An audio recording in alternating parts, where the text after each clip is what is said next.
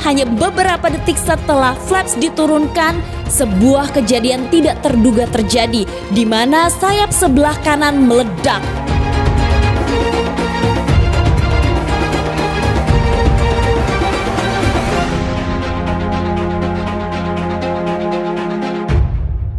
Assalamualaikum warahmatullahi wabarakatuh. Hai hello Delvers. Di video kali ini sejarah penerbangan yang akan dibahas adalah Transair 671, di mana ketika insidennya terjadi, first officer ini berulang kali mendeklarasikan Mayday, Mayday, Mayday. Lalu apa yang sebenarnya terjadi di dalam penerbangan ini?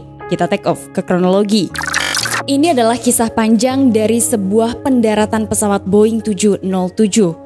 Pada tanggal 31 Maret 1992, Transair 671 yang merupakan pesawat kargo terbang dengan rute Luxembourg menuju ke Kano, Nigeria. Di dalam penerbangan itu terdapat minyak yang akan dikirim menuju ke Nigeria. Penerbangan dari Luxembourg menuju ke Kano, Nigeria ini akan ditempuh kurang lebih selama 7 jam dengan menggunakan pesawat Boeing 707 yang dibangun tahun 1964. Pada saat penerbangannya, pesawat itu telah mengumpulkan 60.895 total jam terbang, dan pesawat Boeing 707 ini dilengkapi 4 mesin Pratt & Whitney. Transair Service dengan nomor penerbangan 671 akhirnya take off dari runway 24 pada pukul 7:14 UTC. Ada 3 orang kru kokpit di dalam penerbangan 671. Yang pertama adalah Kapten Ingemar Ballund berusia 57 tahun. Beliau merupakan warga negara Swedia yang telah mengumpulkan 26.000 total jam terbang. Sementara itu first officer-nya adalah Martin Emery, 44 tahun. Beliau berasal dari Inggris dan telah mengumpulkan 14.000 total jam terbang. Kemudian ada seorang flight engineer bernama Terry Bond, usianya 55 tahun. Beliau telah mengumpulkan 18.000 total jam terbang dan berasal dari Inggris. Ketiga kru kokpit ini sama-sama bergabung dengan maskapai Transair Service di tahun 1992. Selain 3 orang kru kokpit, ada 2 orang penumpang di dalam penerbangan itu. Mereka adalah seorang maintenance engineer dan seorang cargo supervisor. Transair Service 671 terbang di ketinggian 29.000 kaki menuju ke bandara tujuannya. Namun pada saat pesawat itu hampir mendekati pegunungan Alpen, tiba-tiba cuaca menjadi buruk dan pesawat itu mengalami turbulensi. Kapten mengatakan kepada first officer untuk meminta izin pada menara kontrol agar mereka bisa naik ke ketinggian 33.000 kaki. Izin kemudian diberikan.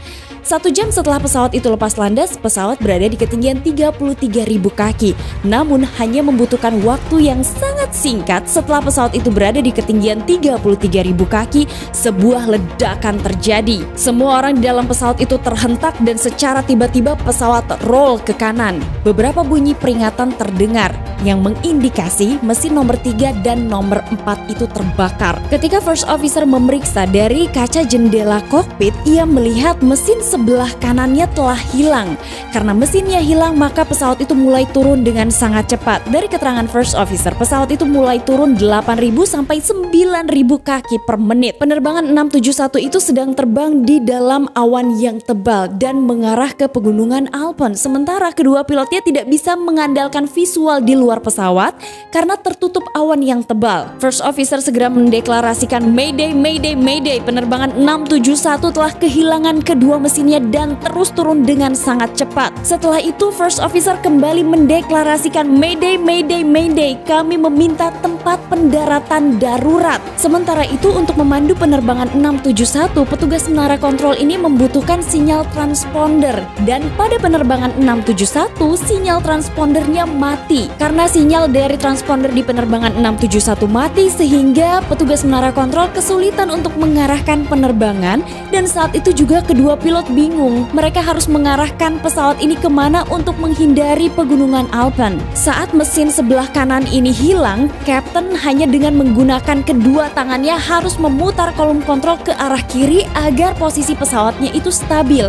Ketika Kapten sedang berjuang, first officer mengeluarkan kameranya kemudian mengabadikan gambar sayap sebelah kanan yang telah hilang mesinnya. Saat itu first officer berpikir jika pesawatnya jatuh, maka kamera ini akan menjadi saksi. Ketika kameranya mungkin ditemukan oleh orang lain, maka mereka akan segera mengetahui penyebab dari jatuhnya penerbangan 671. Beberapa saat setelahnya, First Officer kembali lagi mendeklarasikan Mayday, Mayday, Mayday, request descent for radar landing. Sementara itu, flight engineer berusaha untuk memperbaiki sinyal transponder yang diduga sempat mati karena terlepasnya mesin di sayap kanan pesawat. Setelah transponder di pesawat itu aktif, kemudian menara kontrol mulai melihat keberadaan penerbangan 671 dan meminta mereka untuk segera berbelok. Pesawat itu diinstruksikan untuk berbelok ke kiri menuju ke Bandara Marseille yang berjarak sekitar 75 mil dari posisi penerbangan 671. Tidak lama kemudian pesawat mulai turun dari awan dan ketiga pilot ini sedikit bisa bernafas lega setelah mereka melihat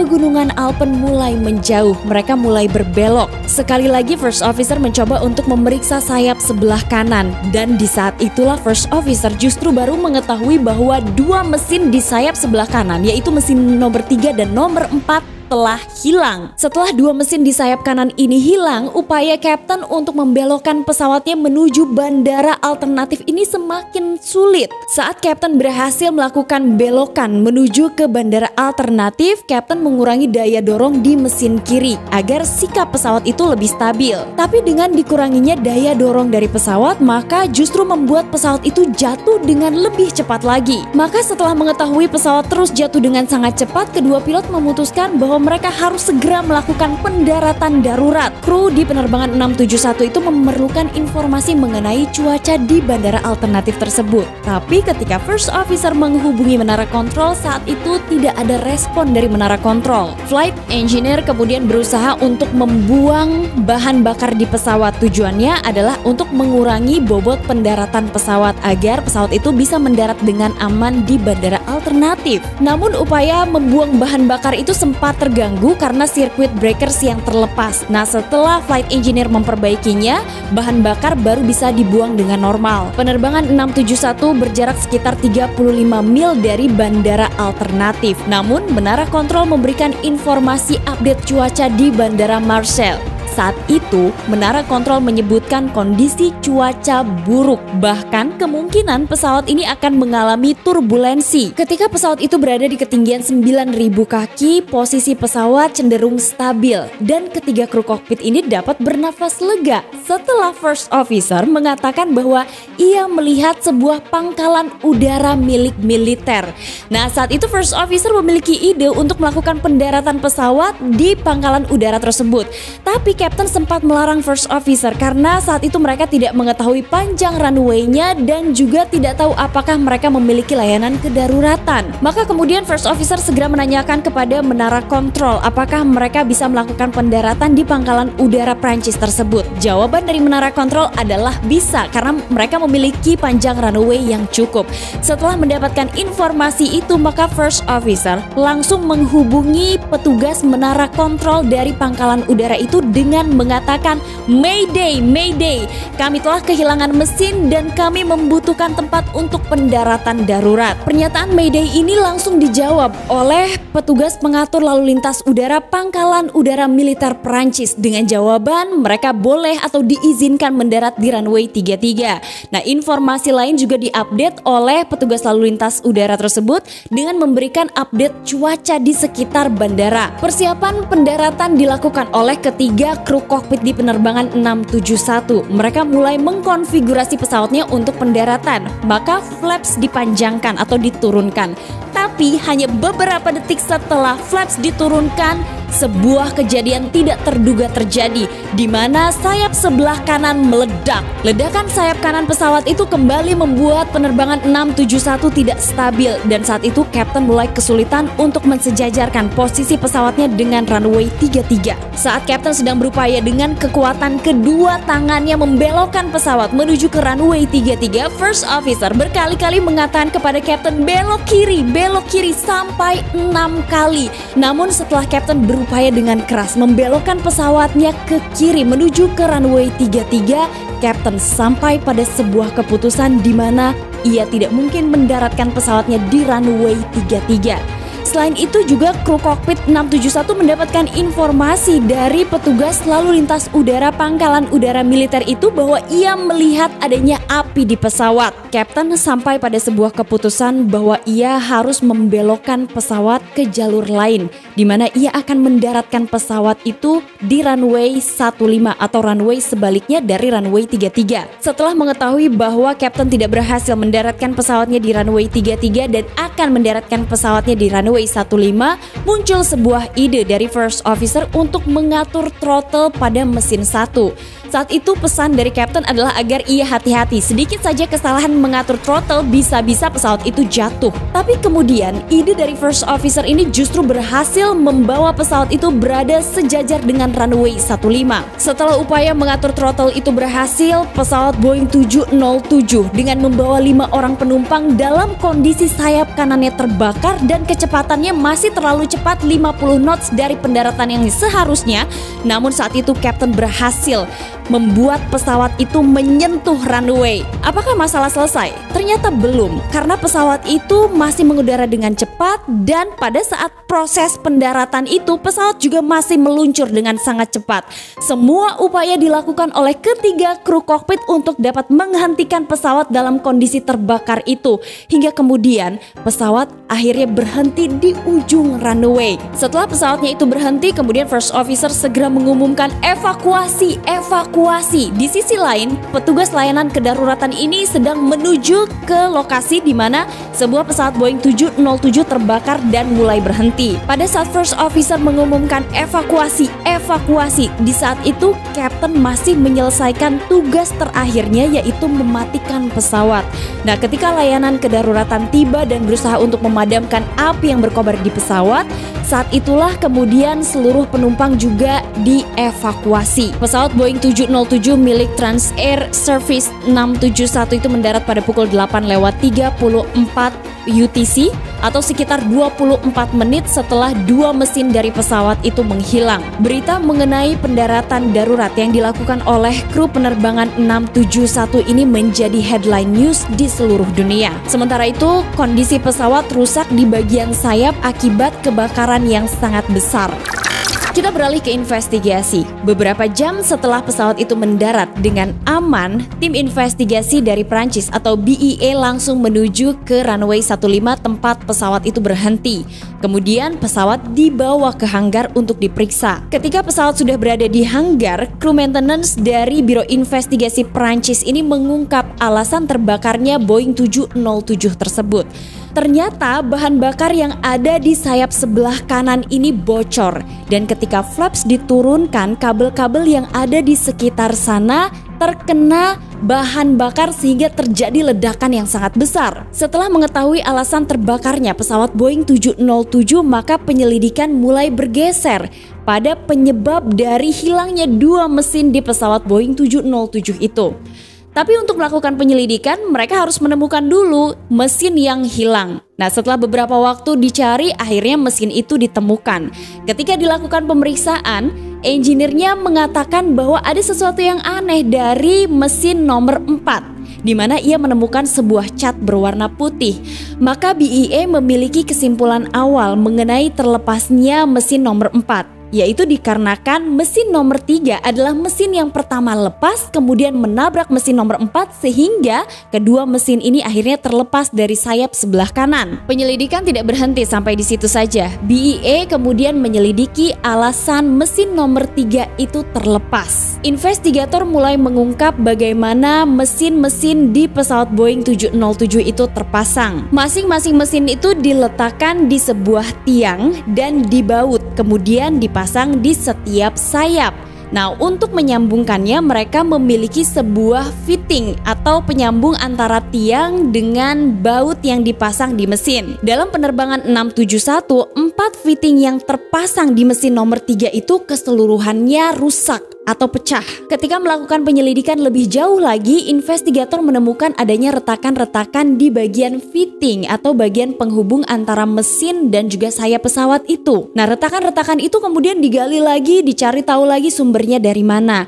Nah, pada saat penyelidikan lebih lanjut lagi dilakukan, bukan hanya retakan yang ditemukan oleh tim investigasi, tapi mereka menemukan adanya lubang-lubang korosi. Nah, dengan ditemukannya lubang-lubang korosi ini, maka tim investigasi perlu menyelidiki bagaimana latar belakang pesawat, di mana pesawat itu ditaruh, dan bagaimana maintenance-nya. Tim investigasi mendapatkan data perawatan pesawat Boeing 707 yang mengalami insiden tersebut. Kemudian mengetahui bahwa pesawat itu sempat ditaruh di sebuah lapangan di Inggris yang lokasinya dekat dengan pantai.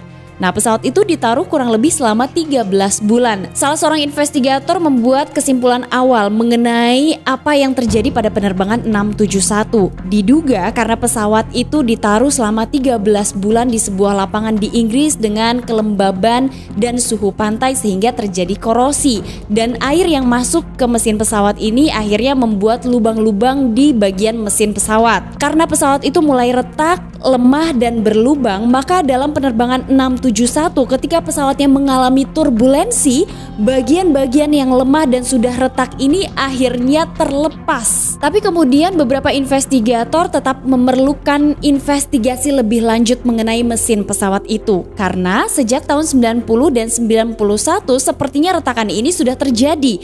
Tapi di tahun 90 dan 91 ini pesawat tetap dinyatakan layak terbang. Maka kemudian salah seorang investigator meminta keterangan dari kru maintenance yang memperbaiki atau melakukan perawatan pada mesin-mesin pesawat tersebut. Keterangan yang didapatkan adalah mereka melakukan perawatan sesuai dengan prosedur yang seharusnya. Karena investigator ingin mengetahui bagaimana cara mereka merawat mesin pesawat sesuai dengan prosedur, maka salah seorang investigator ini ikut ketika kru maintenance memperbaiki atau melakukan perawatan pada mesin pesawat jika memang ia melakukan perawatan sesuai prosedur. Ketika kru maintenance ini melakukan perawatan, mereka ternyata memang melakukan perawatan sesuai prosedur. Hanya saja perawatan itu dilakukan di bagian-bagian luarnya saja. Saat investigator menanyakan bagaimana dengan bagian dalam, bagian tiang serta fitting penyambung antara mesin dengan sayap, kenapa tidak dilakukan pemeriksaan? Nah, kru maintenance-nya menyebutkan bahwa untuk melakukan pemeriksaan ke bagian dalam mesin, maka bagian-bagian mesin ini harus dibongkar satu persatu dan hal itu tidak memungkinkan. Nah, dari sanalah tim investigasi akhirnya mengetahui bagaimana awal mulanya retakan itu terjadi. Retakan itu memang terjadi mungkin sudah dalam waktu yang lama. Nah, pada saat perawatan, retakan-retakan itu tidak diketahui karena kru maintenance tidak melakukan pemeriksaan sampai ke bagian dalam mesin, sehingga retakan yang awalnya muncul sedikit semakin lama karena tidak diperbaiki semakin melebar hingga akhirnya lepas pada penerbangan 671. BEA kemudian menyimpulkan bahwa kelelahan logam telah menyebabkan retakan pada tiang yang menahan mesin nomor 3 pada sayap sebelah kanan. Lemahnya tiang ini akhirnya membuat mesin nomor 3 terlepas, kemudian menabrak bagian mesin nomor 4 yang akhirnya ikut terlepas juga dari sayap pesawat Boeing 707 dalam penerbangan 671. Menanggapi insiden yang dialami penerbangan 671, BEA memberikan beberapa rekomendasi. Salah satunya adalah untuk memperbaiki tiang ataupun fitting dalam pesawat Boeing 707, atau mereka juga harus mengganti fitting atau tiang-tiang penyangganya sehingga tidak mudah retak. Nah, itulah informasi dari channel Tamara Delf mengenai penerbangan Transservice 671. Semoga informasi ini menjadi pelajaran penting untuk kita semua. Hai, halo Delvers, dimanapun kalian berada, aku mau nyalamin dong buat kalian Delvers yang ada di Pulau Sumatera, Jawa, Kalimantan, Sulawesi, Papua, dan di mana lagi nih? Bali, atau di mana lagi Kak? NTT dan di seluruh Indonesia. Tuh, NTT, NTB juga. Terima kasih kalian sudah menjadi bagian dari channelnya Tamara Delf dan selalu menemani channel ini, juga tim aku untuk selalu bisa mempersembahkan video-video terbaik dari kami. Nah, sampai ketemu di episode selanjutnya. Jangan lupa di subscribe, dinyalain lonceng notifikasi, dan di komen-komen di bawah sini mengenai topik pembahasan hari ini. Sampai jumpa lagi. Assalamualaikum warahmatullahi wabarakatuh. Bye-bye.